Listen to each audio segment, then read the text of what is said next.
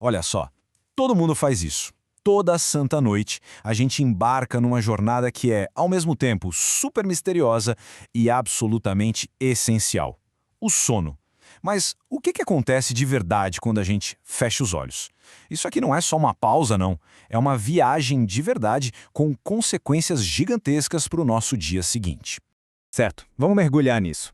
A qualidade do nosso dia, sabe, a nossa energia, o nosso humor, a clareza mental, tudo isso, na verdade, é definido pela viagem que a gente faz toda noite. É uma das verdades mais básicas da nossa biologia. E o resultado dessa jornada noturna aparece de duas formas bem, mas bem distintas. Ou a gente acorda com clareza, com energia, pronto para encarar o que vier, ou a gente sai da cama naquela névoa de cansaço e irritação. Entender essa diferença é o primeiríssimo passo para a gente começar a dominar as nossas noites. Então, como é essa jornada? Bom, não é uma estrada reta, viu? Na verdade, a gente viaja várias e várias vezes por dois territórios muito diferentes, dois mundos completamente distintos dentro da nossa própria mente. A estrutura dessa viagem toda é o que chamamos de ciclo do sono. A cada 90 a 100 minutos, mais ou menos, a gente passa por um ciclo completo, atravessando esses dois mundos: o sono NRM, que é o de movimento não rápido dos olhos, e o sono REM, de movimento rápido dos olhos. E a gente faz isso umas 4 a 6 vezes por noite. E olha, cada ciclo tem uma missão única. Vamos começar pela primeira parte da viagem, o sono NRM. Pensa nele como o momento em que a equipe de restauração do corpo entra em ação.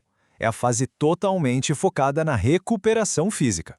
Essa descida para o NRM acontece em etapas. Começa com aquela sonolência leve, sabe? O portal de entrada para o sono. Daí o corpo vai mergulhando mais fundo, o coração desacelera, os músculos relaxam, a temperatura cai, até que finalmente, lá nos estágios 3 e 4, a gente atinge o sono de ondas lentas. É o ponto máximo de descanso para o corpo. E é nesse sono profundo que o trabalho pesado acontece de verdade. O corpo libera hormônios essenciais, como o hormônio do crescimento, o famoso GH, que conserta nossos músculos e tecidos. Já parou para pensar por que atleta valoriza tanto o sono? É por isso, o sono NRM é literalmente a fonte da nossa força física. Depois que o corpo é restaurado, a nossa jornada nos leva para um mundo completamente diferente: o sono REM. Aqui, o foco sai do corpo e vai todo para a mente. É a hora de organizar a bagunça, de arquivar tudo o que aconteceu no dia. E aqui a gente encontra um paradoxo fascinante. O cérebro fica super ativo, quase como se estivesse acordado, mas o corpo fica paralisado. É nessa fase que a gente tem aqueles sonhos super vívidos, sabe? Mas, o mais importante, é quando o cérebro processa as informações do dia, consolidando as memórias. Sabe aquela matéria que você estudou para a prova? É no sono REM que ela é gravada de verdade no cérebro. Então, para resumir, a gente tem dois mundos: o NEM, para o corpo, e o REM, para a mente. Um é de descanso profundo, com o cérebro bem quietinho, o outro é de cérebro a 1000 por hora, com o corpo desligado. Os dois são absolutamente indispensáveis para a gente funcionar bem. Isso tudo nos leva a uma pergunta fundamental. A gente já entendeu o que, mas e o como? Como é que o cérebro consegue gerenciar essa troca tão complexa entre mundos tão diferentes durante a noite? É uma dança de uma precisão incrível. Então, quem é o maestro por trás dessa orquestra toda? Que mecanismo o cérebro usa para alternar tão perfeitamente entre reparar o corpo e organizar a mente? A resposta, basicamente, é uma espécie de gangorra química no cérebro. De um lado da gangorra, a gente tem as células que ligam o sono REM. Do outro, as células que desligam. E elas se inibem. Quando um grupo de químicos está ativo, ele cala o outro. É essa troca de poder que faz a gente ficar alternando entre os estágios do sono a noite inteira.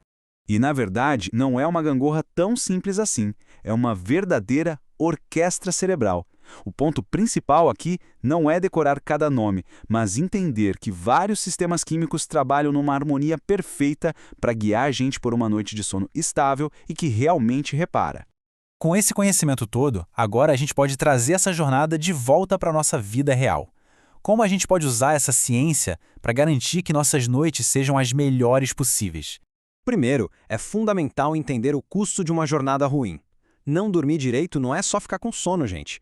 Prejudica o desempenho físico, a capacidade de aprender, a memória e nos deixa muito mais reativos com o pavio curto.